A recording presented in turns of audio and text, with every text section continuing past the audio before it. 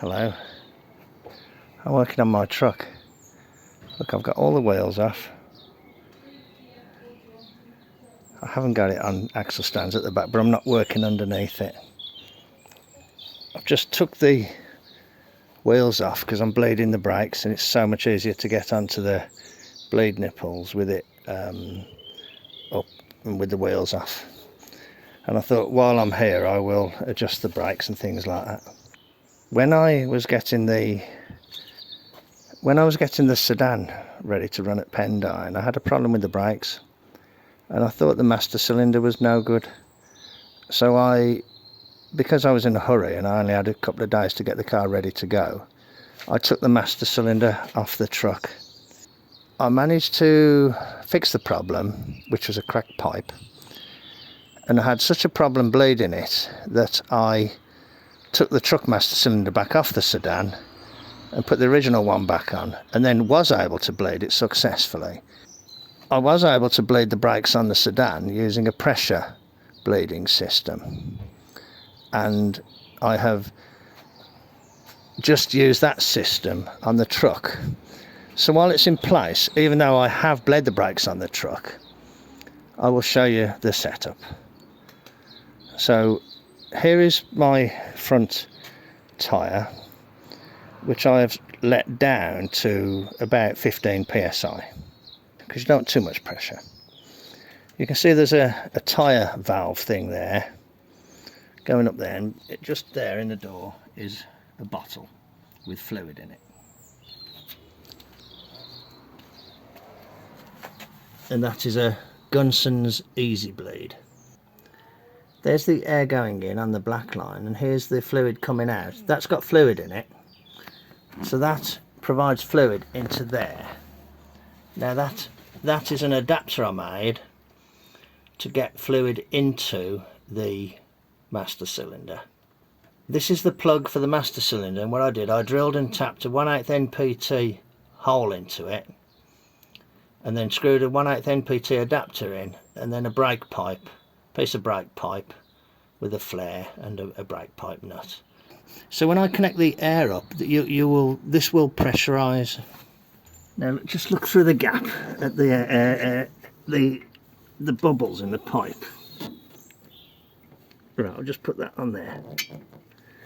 So that's pressurised now. So can you see now that fluid has gone through to there? There's a little bit of air stuck there, but that's alright. There's fluid now being supplied into there.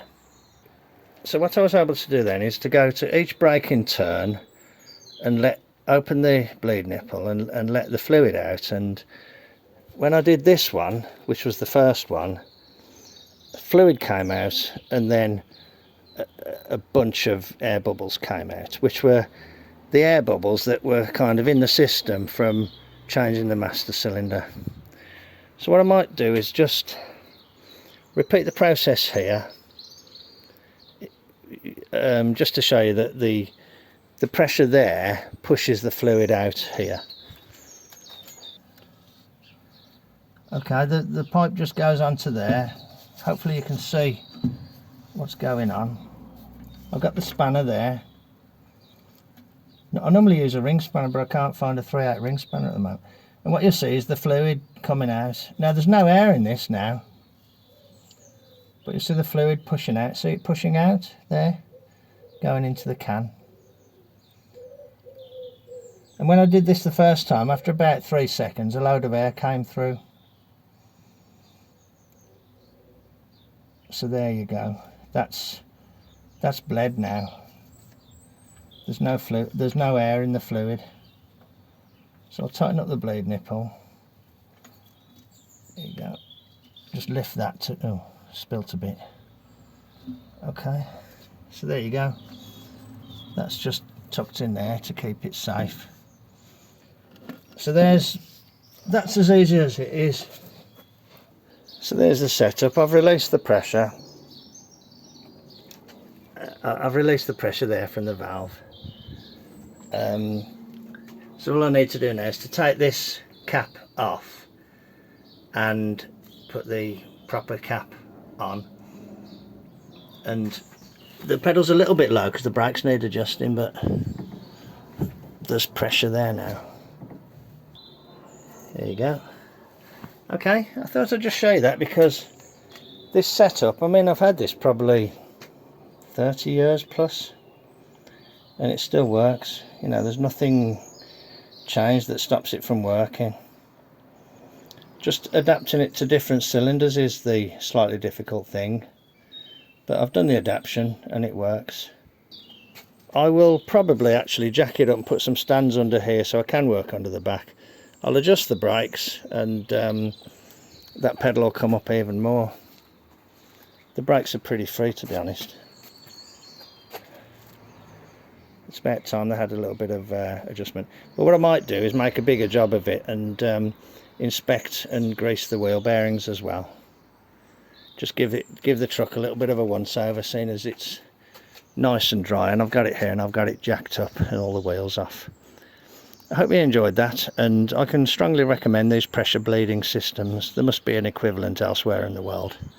Okay, thanks for watching then. I hope you found that interesting and possibly useful. Take care, and I'll catch you on the next one. Bye. Okay, I've took the front hub off this side, and it's all looking good actually. Cylinder's nice and dry. Doesn't seem to be lots of dust in there. Shoes look okay. Long shoe on the front. Big end of the cylinder towards the front. Yeah, everything's looking okay. Drum looks in good shape. And what I did, I put grease on my finger and just reached through and pressed the grease into the bearing on that side, and I've just gone kind of in there, and put grease around this area, and I'll put some on there and I'll put it back together. So let's see if I can just put this back on. Would normally use two hands, obviously. So that's just gone on nicely. So I'll put some grease on there and put it back together. The reason I'm doing it is because when I took the front wheel bearings off the Sedan on the way to Pendine, there was grease on there, but there wasn't a lot of grease on there. It's like I'm a bit sparse with the grease, so I thought I'd just check this. Everything looks in good shape, so I'll just put a bit of extra grease on and it'll be good to go. And then I'll adjust the brakes and I'll know that everything's had a nice visual inspection. Okay, righto, back in a bit. I just loaded a load of grease onto that and just started it on there. So that'll go on there now, and you know, that'll just wear itself in. Okay, righto. I'll bring it back when there's more to show. Got this box of old split pins that I bought from a car boot sale, but they're really good quality old ones.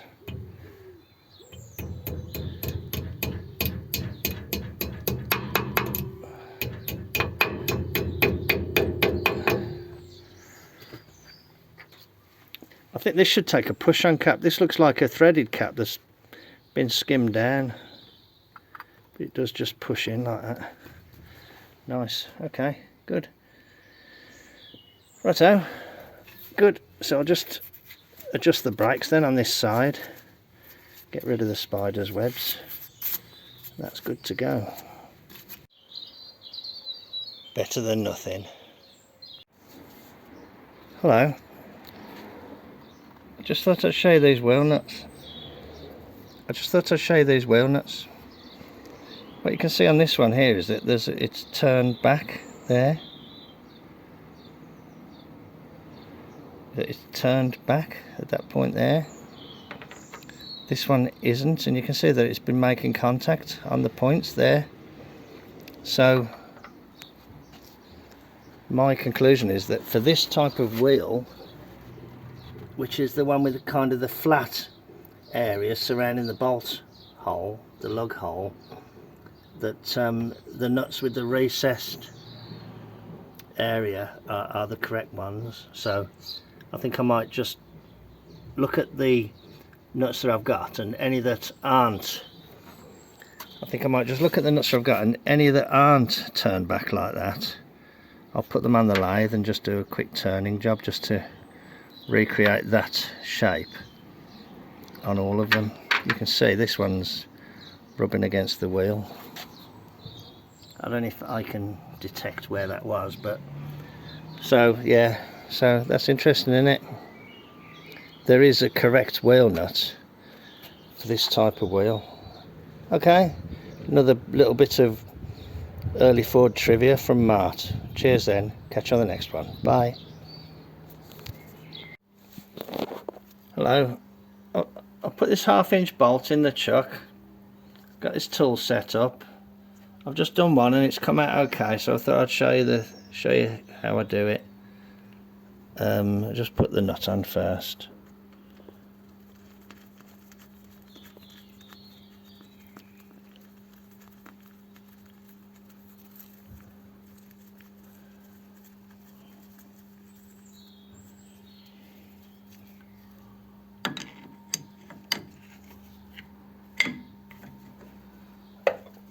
And then what I do, I've wound that tool out 2 turns on here, so that's 1, 2, and then I need to wind this handle till it makes contact and then wind it to a 0.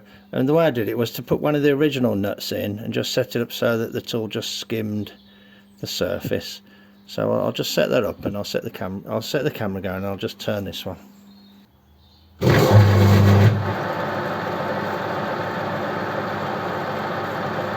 I'll take this one out, I'll bring it back to 0.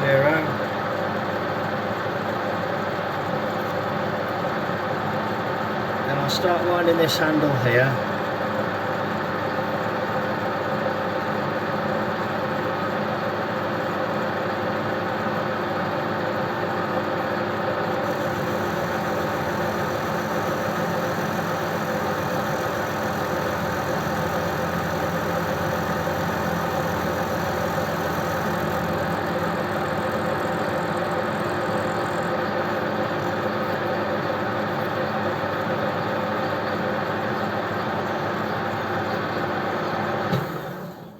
There we go. I'll take this one off.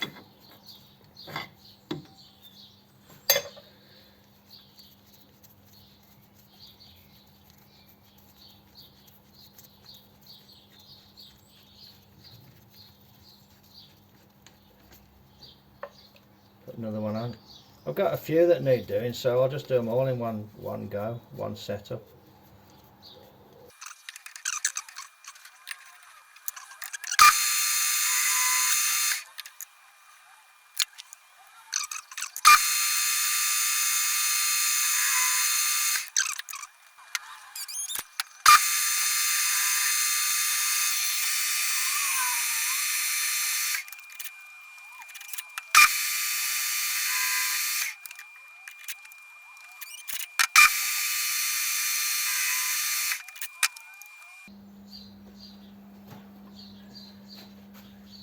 There you are. There you are. There's some modified ones, and there's an original. Not too bad, eh? Right, okay, let's get the wheels back on the truck. I've got my hub nut there with one of my special made washers. Just out of interest, I'm going to put the breaker bar on and lean on it and see if it moves at all. Yeah, okay, well that's pretty loose, isn't it? Let's try it with it down on the ground. There's my hub nut with the aircraft nut on it and one of my special made washers. I'm just going to put a Tommy bar on it and lean on it and just see if it tightens up. I haven't touched them for quite a few months and quite a few miles.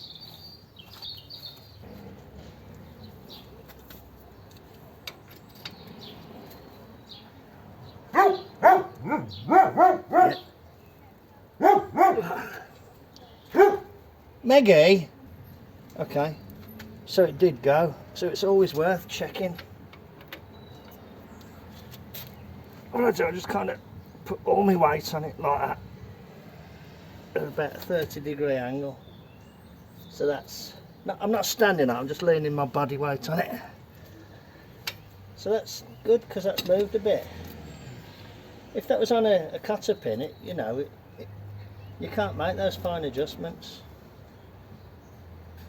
Okay, that's good. I'll go and try the other one.